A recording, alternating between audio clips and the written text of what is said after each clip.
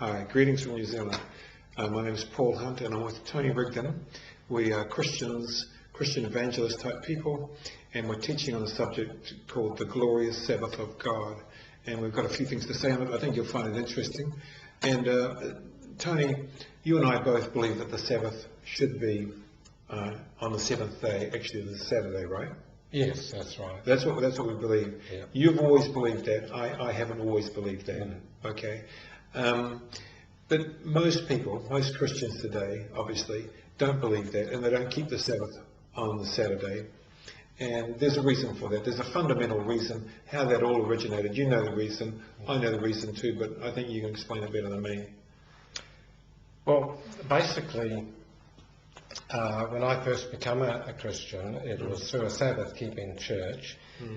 But many, many years ago, I had gone to the Church of England for a while as a child, and I did what they call confirmation, and I can remember asking the priest, because we did a little bit of Bible study for that, but it was mostly, of course, from the Church of England prayer book.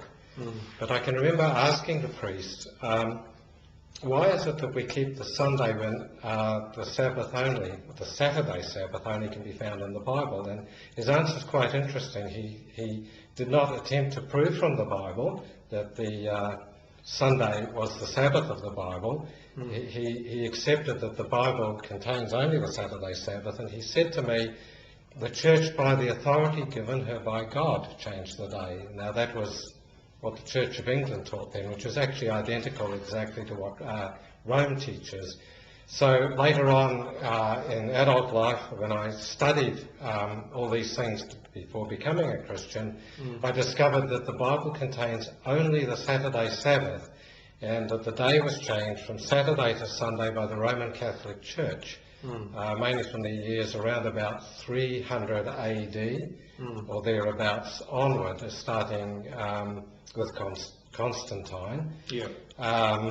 And that primarily Rome changed the day. You can find material on websites where you will find writings by Roman Catholic theologians saying that the Bible doesn't advocate any day other than the Saturday, and that the Sunday is kept because Rome, by the authority given her by God, changed the day. So they also say that because she was able to change the day, that was the proof that God gave her that authority.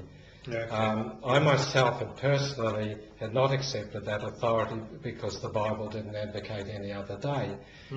When I've shared this with other Sunday-keeping Protestants from evangelical churches, the ones that I've shared it with have said, yes, we can see that the Bible contains only the Saturday Sabbath, and that Rome did change the day, but they go on to say, oh, but it's not important, or the law was done away with at the cross, or whatever. But as you have pointed out to me, there are a lot of Christians in Sunday-keeping churches that are unaware of this change, and they're even being taught texts that attempt to establish that worship was held on Sunday. There's a sort of about 12 of them, which I can't remember, but I've been through them, and each one, if you study its context, you find that they're talking about something that happened on a Sunday, like taking up an offering. There's one there, I think it's in the book of Acts, where Paul says something about taking up an offering, or where something happened. You'll see that things happened on Sunday that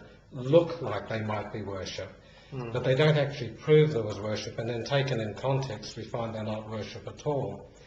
We also find, if we ask historians, and that from a good university or whatever, they will all affirm that there is no record of any Christians keeping any day other than the Saturday before AD 100. So in other words, in the time of the Apostles, Saturday was the day. The first Christians to keep a Sunday was in around about AD 100, and they were traced to be a Gnostic, which was a breakaway from Christianity's sect. So established Christianity didn't move until 200 or 300 years later, then at the behest of Rome and Constantine. But sort of my question to you would be, well, first of all, I have never known the Sunday experience except very, very briefly when I was very, very young. But you have been a Sunday-keeping Christian for some time, and I'd sort of like to ask, what was it that impressed you to change from the Sunday to the Saturday?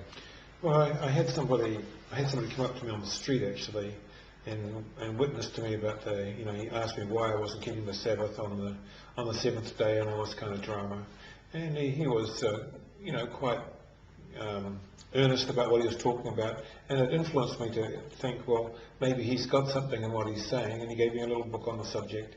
And later on I came across another book that had a lot of scriptural texts that actually said that Saturday was the day we should be worshipping on the Sabbath. But you see, Tony, what's going on with a lot of Christians is they don't think it's any big deal. They think you're making a federal case about the whole thing, right?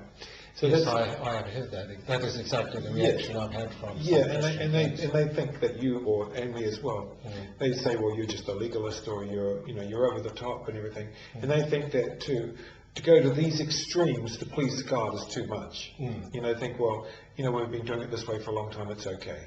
Yes. And of course it isn't okay, and we're here to tell people that it's not okay, and that's what we're basically here about, to say, the most important thing to do is please God.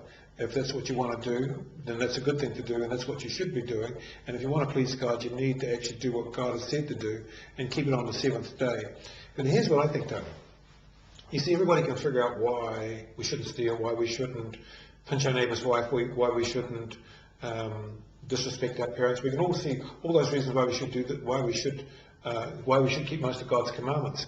But see, most people, they don't really see the logic in the Sabbath. So it doesn't really kind of like, well, they don't see the real logic in it,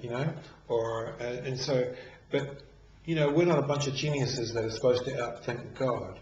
God has said do it, and that should be sufficient. God said do it. Now, there are a lot of benefits, because the Sabbath is made for man, am I right? Yes.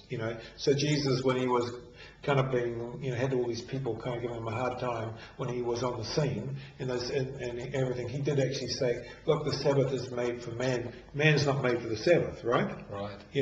So there is a tremendous blessing for keeping the Sabbath. But even if there's no blessing, the commandment says really loudly and very clearly, hey, you've got to keep it. And if you don't want to keep it, then at some stage you've got to meet your maker and say, no, I didn't want to keep the Sabbath because I didn't want to, because I couldn't see the sense in it, even though you've given us the 10 Commandments and that kind of drama.